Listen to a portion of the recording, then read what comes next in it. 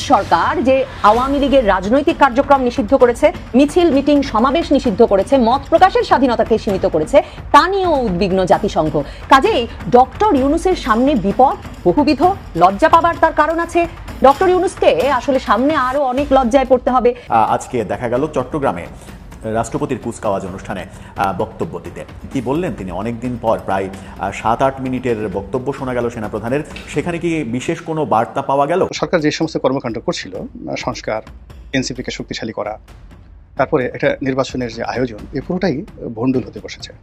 আওয়ামী লীগ নিষিদ্ধ, আওয়ামী লীগের নিবন্ধন স্থগিত, তা সত্ত্বেও আওয়ামী লীগকে নির্বাচনে অংশগ্রহণের সুযোগ দেওয়ার চেষ্টা চলছে। বা সম্মানিত দর্শক মণ্ডলী, চলমান রাজনৈতিক অঙ্গনের আপডেট নিউজ নিয়ে আজ আমি আপনাদের সামনে এমন কিছু ভিডিও চিত্র নিয়ে হাজির হয়েছি যা দেখলে আপনি রীতিমতো অবাক হয়ে যাবেন। তাই আজকের এই ভিডিওটি সব মিলিয়ে অত্যন্ত গুরুত্বপূর্ণ হতে যাচ্ছে। 1 সেকেন্ড না টেনে ধৈর্য সহকারে পুরো ভিডিওটি দেখার জন্য আহ্বান করছি। আর একটি ছোট্ট রিকোয়েস্ট করছি, তা হলো যদি আপনি আমাদের এই চ্যানেল নতুন দর্শক হয়ে থাকেন, অবশ্যই আমাদের এই চ্যানেলটি সাবস্ক্রাইব করে একটি লাইক দিয়ে পাশে থাকা বেল বাটনটি অন করে দেবেন। তাই আর কথা নয়, চলুন সরাসরি আমরা ভিডিওতে চলে যাই। অনেকদিন পর সেনাপ্রধানের কোনো বক্তব্য পাওয়া গেল, সেনাপ্রধানকে প্রকাশ্যে দেখা গেল। আজকে চট্টগ্রামে নেভাল একাডেমিতে নৌবাহিনীর যে কমিশনপ্রাপ্ত ক্যাডেটদের রাষ্ট্রপতি কুচকাওয়াজ, সেই অনুষ্ঠানে তিনি বক্তব্য দিলেন। রাষ্ট্রপতি কুচকাওয়াজ হলেও সেখানে রাষ্ট্রপতির উপস্থিতি আমরা দেখিনি। সেই অনুষ্ঠানে 7-8 মিনিটের একটি বক্তব্য দিলেন সেনাপ্রধান।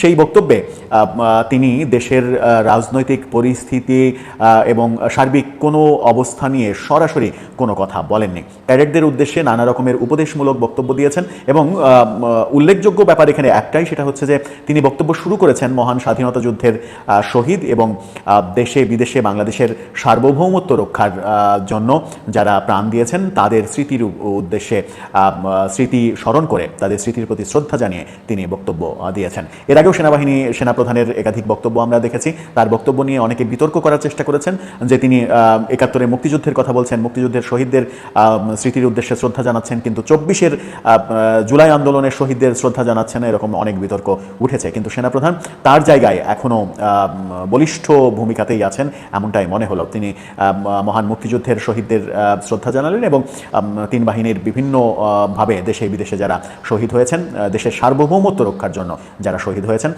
তাদের প্রতি শ্রদ্ধা জানালেন। তার বক্তব্যে মূলত নৌ ক্যাডেটদের নানা পরামর্শমূলক বক্তব্য উঠে আসলো। নৌবাহিনীকে আধুনিকীকরণ করার জন্য অনেক ব্যবস্থা নেওয়া হচ্ছে, সেই বক্তব্য উঠে আসলো।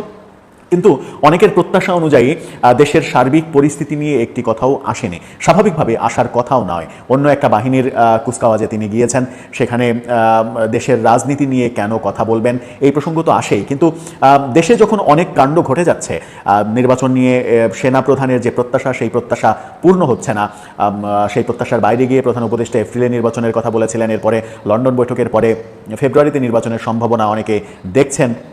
নির্বাচনকালীন সময়ে সেনাপ্রধান সরকারের দেয়া দায়িত্ব পালন করবে, এরকম আমরা গত সপ্তাহে সেনাবাহিনীর প্রেস ব্রিফিংয়ে শুনতে পেয়েছিলাম। প্রেস ব্রিফিং থেকে বলা হয়েছিল যে সরকার নির্বাচনে সেনাবাহিনীকে যেভাবে যে ভূমিকা পালন করতে বলে সেই ভূমিকায় পালন করবে। সেই প্রেস ব্রিফিংয়ে একটা স্পষ্ট বার্তা অবশ্য দেওয়া হয়েছিল, সেটা হচ্ছে যে মব ভায়োলেন্সের উপরে, মব অনেকটা দেশে কমেছে এমনটা বলা হয়েছিল সেনাবাহিনীর তরফ থেকে, এবং মবের বিরুদ্ধে সেনাবাহিনী সোচ্চার, যে কোনো মূল্যে বাংলাদেশে মব হতে দেয়া হবে না, এমন দৃঢ় অঙ্গীকার ব্যক্ত করা হয়েছিল। যদিও আমরা মব কমেছে দেখলেও সারা দেশে মব যে বন্ধ হয়েছে সেটা বলা যাবে না। এখনও বিভিন্নভাবে বিভিন্ন জায়গায় মব চলছে। বিশেষ করে যে কাউকে আওয়ামী লীগের ট্যাগ দিয়ে, আওয়ামী লীগের দোসর ট্যাগ দিয়ে মারা ধরা, তারা পিটানো, জোর করে পুলিশে দেয়া, এই কর্মকাণ্ডগুলো এখনও যখন চলছে, বড় ধরনের মব যেগুলো, সেগুলো হয়তো বন্ধ হয়েছে। এটা একটা বড় বিষয় যে বড় ব্যানারে, বড় আয়োজনে যে মবগুলো হচ্ছিল, সেই মবগুলো এখন আর হচ্ছে না।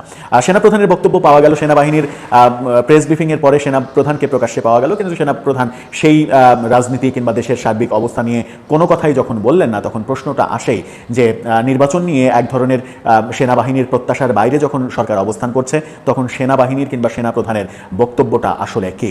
এর আগে গত সপ্তাহে আমরা দেখেছিলাম যে সেনাবাহিনীর নামে সেনাপ্রধান সরকারকে 6টি পরামর্শ দিয়েছে, 6টি পয়েন্ট বলেছে যে এই 6টি পয়েন্ট কার্যকর করতে হবে আগামীতে নির্বাচনের ক্ষেত্রে।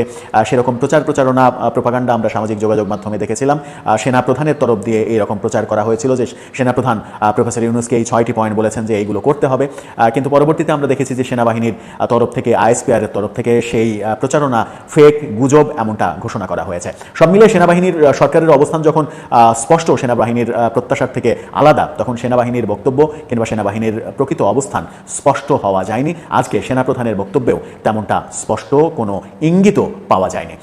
তাহলে সেনাবাহিনীর অবস্থানটা আসলে কি? সরকার যেভাবে ডিলে নির্বাচন করার প্ল্যান করছে সেটাতেই কি সেনাবাহিনী একমত হবে? আবার অনেকে প্রশ্ন করতে পারে যে সরকার কখন নির্বাচন করবে কি করবে না তাতে সেনাবাহিনীর কি যায় আসে? সেনাবাহিনীর অবশ্যই যায় আসে, কারণ 5 আগস্ট সরকার পতনের পরে, শেখ হাসিনা সরকারের পতনের পরে সেনাপ্রধানই সমস্ত রাজনৈতিক দলকে ডেকেছিলেন, ডেকে নতুন সরকার কিভাবে গঠন করা হয় সেই প্রক্রিয়া 8 আগস্ট ইউনূস সরকারের শপথের ক্ষণ পর্যন্ত, শপথ নেওয়া পর্যন্ত যত কার্যক্রম সেগুলো কিন্তু সেনাপ্রধানের নেতৃত্বেই হয়েছিল এবং সেনাপ্রধানই বলেছিলেন যে আপনারা আমার উপরে আস্থা রাখুন, ভরসা রাখুন, দেশ বিশৃঙ্খল অবস্থার দিকে যাবে না, দেশ ঠিকভাবে এগোবে।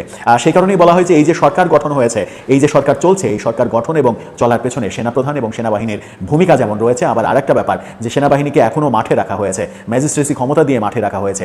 একটা সুশৃঙ্খল বাহিনী যাদের দায়িত্ব মূলত দেশের সার্বভৌমত্ব রক্ষা করা, তারা কতটাই সাধারণ মানুষের মধ্যে কতদিন আর থাকবে, কতদিন তারা এই মাঠে ঘাটে ঘুরে বেড়াবে, এটাও একটা বড় ব্যাপার। কারণ সেনাবাহিনী যদি বেশি দিন মানুষের মধ্যে বিরাজ করে তাহলে সেনাবাহিনীর সম্মানিত দর্শক মণ্ডলী, অন্তর্বর্তীকালীন সরকারের প্রধান উপদেষ্টা ডক্টর মোহাম্মদ ইউনূস ক্ষমতা গ্রহণের পর থেকেই এক শ্রেণীর দুষ্কৃতিকারীগণ এবং দুষ্ট রাজনৈতিকবিদরা তাকে সরানোর জন্য বিভিন্ন প্রকার পায়তারা চালিয়ে যাচ্ছে।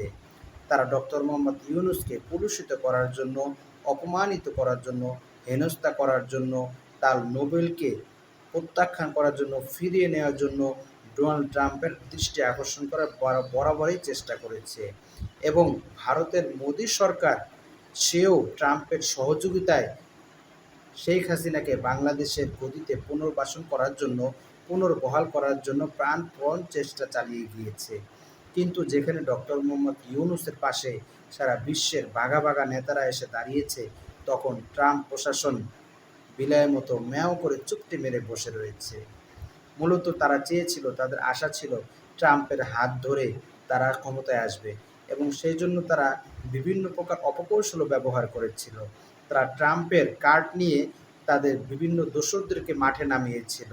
যখন তারা আওয়ামী লীগের মিছিল নিয়ে মাঠে নামবে, ট্রাম্পের হাতে থাকবে তাদের, আর সে তার উপর এনসিপির সদস্যরা হামলা চালাবে এবং ট্রাম্পের ছবির উপর তারা জুতা নিক্ষেপ করবে, ট্রাম্পের ছবি পাড়াবে, আর এই ছবি চিত্র ভিডিও করে তারা ট্রাম্পকে পাঠিয়ে দিয়ে বাংলাদেশে ইউনূস সরকারের উপর তাকে খেপিয়ে তুলবে।